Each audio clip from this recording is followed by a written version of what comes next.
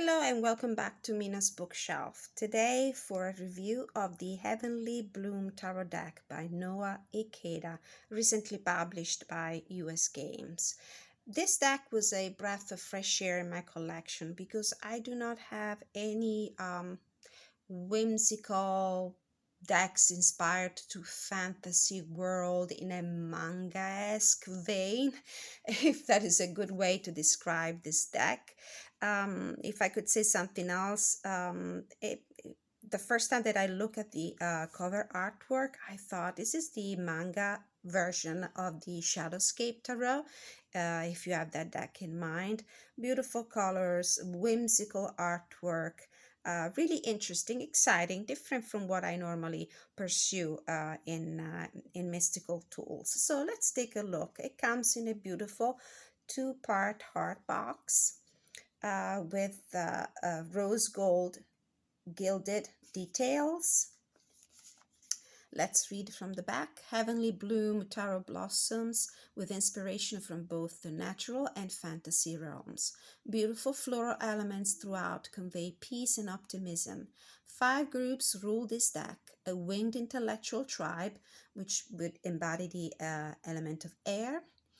A strong fiery desert warriors. This group is inspired to the fire element. Amphibious elemental spirits, which embody the element of water, and a druidic tribe of earth spirits, of course, the earth element. Each holds influence over a suit and an elemental sphere, offering us diverse perspective of life on Earth. Humans also share their experiences and hopeful insights as stewards of our precious planet. This deck was a really pleasant surprise for me for any reason. One of them, of course, as I explained just now, is the theme of the deck. And since I do not have anything of this kind in my collection, and few other treats that US Games offered us in the production of this deck, like the unusual shape. As you can see, it's a kind of an elongated deck. If I should compare it to a standard size tarot deck like the Centennial, you can see that it's slightly taller and maybe a hair skinnier, not even. It's printed on a beautiful glossy cardstock like the one that they used for the Tarot of the Whimsical, no, Tarot of the Mystical Moment, sorry, Tarot of the Whimsical Moment. And it has this beautiful rose gold gilt edges. I like the bling in a tarot deck. I have to be honest. I really like it, and it was a surprise. Beautiful backs. The color schemes are just something that is right up my alley. I love this dust pink that is featured also inside the lining of the box, and the floral motif in the back. It also something that really attracts my eye. And this is the guidebook, a nicely bound guidebook of about 72 pages. And we'll go through that in a moment. So what else could we say about the deck? The creator is a Japanese-American illustrator who has been working on multiple mobile games and websites. And you can tell that the artist brings some of its cultural heritage into the deck, because as I said before, this is not exactly a manga deck. That's a very wide umbrella term that includes all kinds of books, comic books and graphic novels originally published in Japan. But there's certainly that flavor in multiple cards, especially in some of the suits, like the suit of cups. And the artwork is sublime. I really love it. It's really exciting, and I love the fact that the entire deck is actually built on a fantasy world that has a specific storyline with these 5 main groups of people ruling the earth. Now, let's briefly take a look at the guidebook. There is an introduction, and then the author goes into the description of the different tribes that preside to a different suit and element, like the swords. A winged tribe called the Sankles are the ruling race for this suit. They were born from two feathers, one from a paternal elder air spirit named Malefus, and another from the maternal air spirit named Kallio, and so forth. And then it goes on explaining who's the tribe that is presiding to the wands element, the fire element. It's a tribe of strong desert warriors, the Adunians, lord over the wands. The elder fire spirit named Varadun is their creator. And then in the Cups suit, the ruling tribe of the Cups are the Uren. I hope I'm pronouncing these names correctly. This tribe is older than written history, but their origin can be traced to the legend about the elder water spirit, Swishin. And then the Laurels. It's the pentacle suit, the earth element. The suit that was originally pentacles or coins was renamed Laurels to fit the concept of the deck. The druidic tribe of Elun rules this suit. They were created long ago by an elder earth spirit named Alcara. And then it goes into the meanings of the cards, the major arcana. In detail, you can see that there's the alchemical symbol for the element, the number, the name of the card, the element and astrological association, and the name of the character. And there's obviously a description here that explains the what we see in the artwork, a upright meaning for the card and a reverse meaning. It does the same thing with no thumbnails for the artwork for the pictures, and it does that for every single card. I don't see any spreads, and there's a page about the author. This is interesting. Two of the tarot cards from the Pride Tarot, the collaborative deck, are from this creator, the Four of Wands and the Two of Cups, if you want to take a look, if you have that deck. All right, let's go into the artwork. I have been playing with this deck for about a week now, so the cards are not in order anymore. So there will be a mix of minor and major arcana.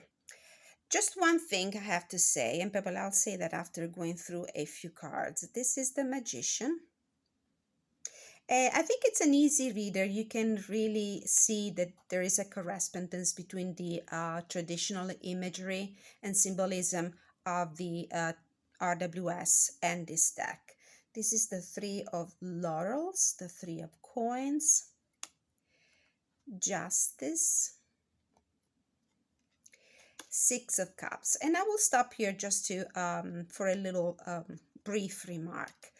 I noticed that especially in the major arcana, the artwork is it always beautiful, but I feel like I would like to see a zoomed in version of it, like a close up, because the artwork is, at least for my bad eyes, I don't know, this is very subjective as a comment, as a remark. Probably it would be okay for many other people, but for me, being myself a reader who relies a lot also on the observation of the facial traits and the facial expression of the characters in the card for my intuitive reading, I find it a little difficult to get into some of these cards. I really have to use a magnifying lens, if you know what I mean. And the artwork is so beautiful. I would have loved to say a kind of a magnified version of some of these. But all in all, it's a beautiful deck. I noticed that the suits that offer more close-ups and bigger images here, especially when it comes to faces, is the suit of cups, which happens to be also my favorite suit in this deck. The Knight of Wands. It's an inclusive deck. You will see skin tones, different skin tones, a certain fluidity. This is the Two of Swords. The Strength card. The Ace of Cups, probably my favorite card in the deck. The Hangman. Beautiful Ace of Laurels. I love the aces. The Nine of Laurels. This is the name of the Earth suit is probably the only main difference between the traditional names and this version. It's the only big change. Everything else is core cards, I think, are follow the tradition. Five of Wands. Ten of Swords. The sword suit tend to be darker in tones, so if you combine that with the very small details of the artwork, that is the suit that I found more challenges reading.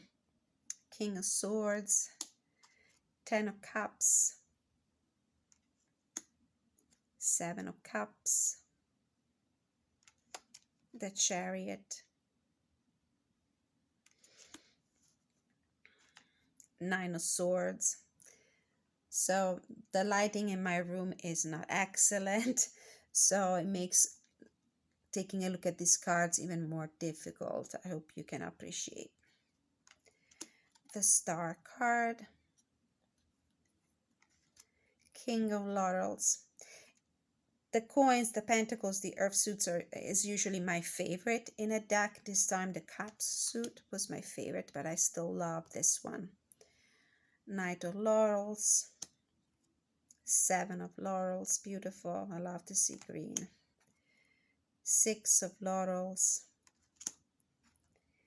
Judgment, Ace of Swords, Four of Cups,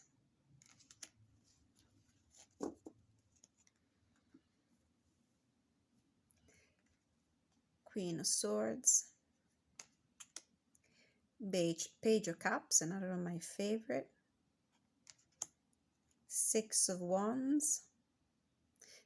There is a sense of victory in this card, even if we do not see the crowd of supporters or the laurels, but you can see that the wands are upright in a sense of celebration for a victory.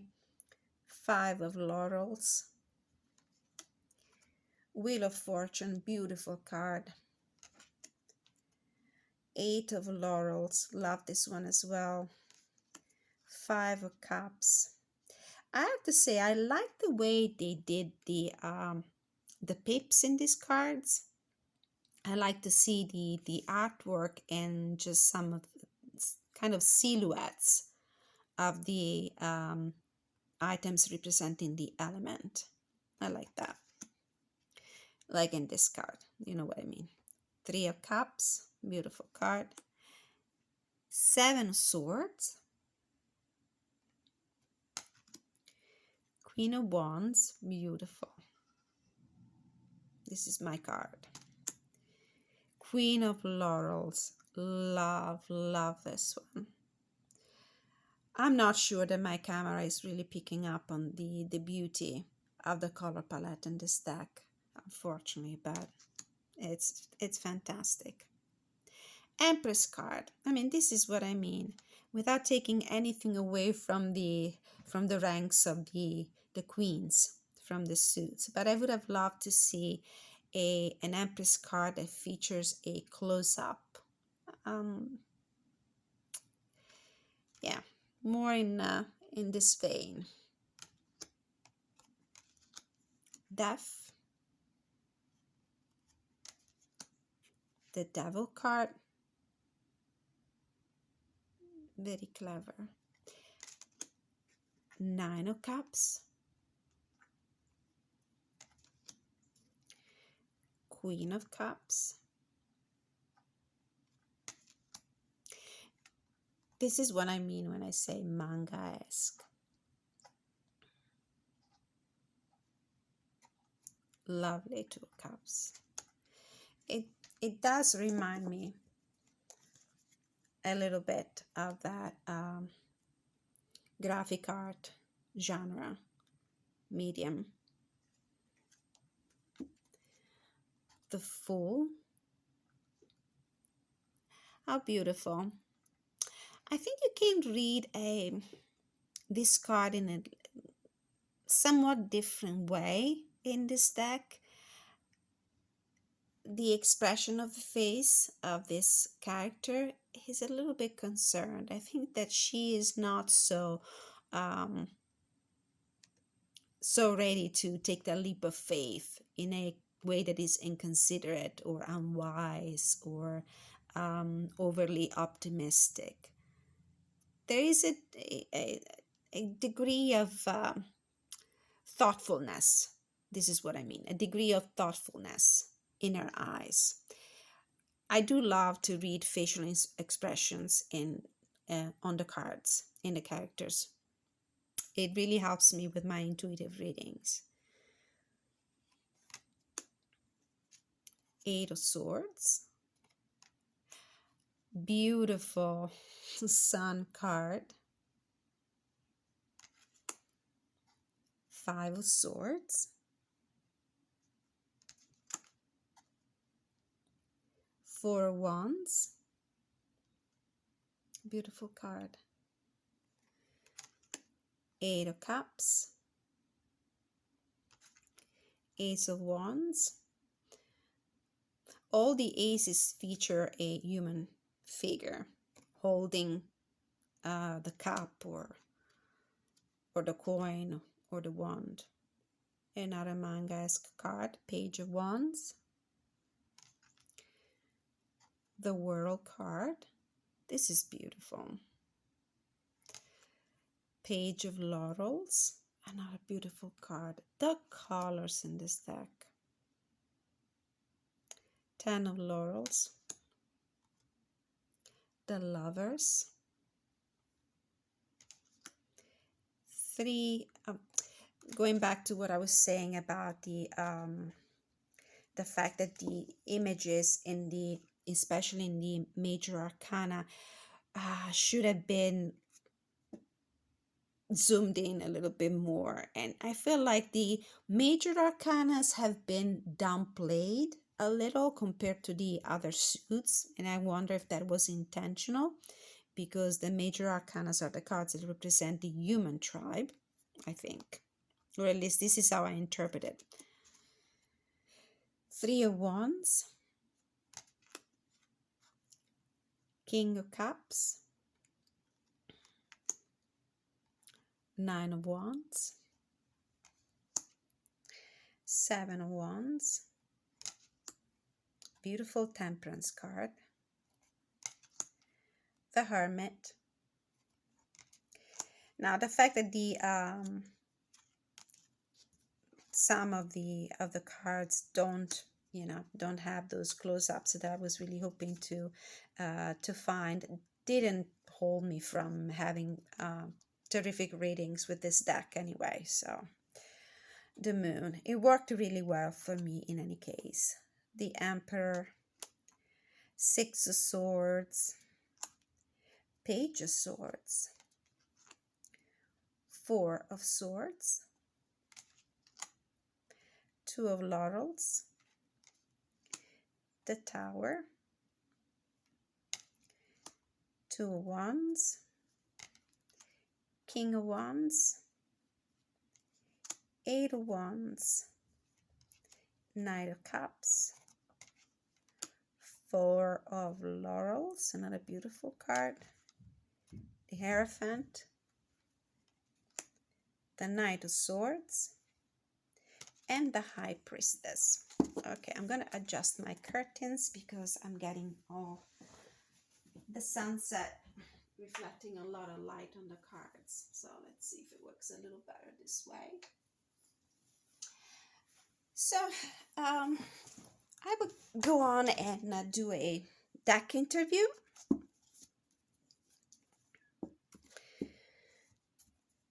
Which I haven't done so far, to get to know this deck, although I've been working with it. I've been doing a few readings. All right, it shuffles really well. My hands are little, but I can still handle this longer than standard size. You can also riffle shuffle, but I wouldn't do that too much because I don't want to ruin the borders. Those beautiful edges, but shuffles beautifully. So I'm gonna ask the spirit guides from the pure white light, which card in the deck better represents this deck? The Nine of Wands. This is an hard-working deck, very resilient, and I can see that. What is the strength of this deck? Judgment. The ability to see, understand, make decision, the ability of making clarity, create clarity in my readings. What is the weakness of this deck?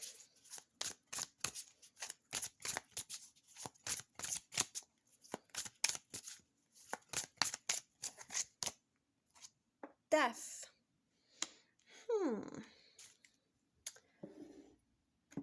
The weakness of the deck as death.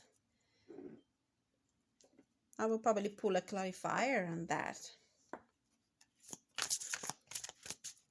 Maybe this deck doesn't accept change.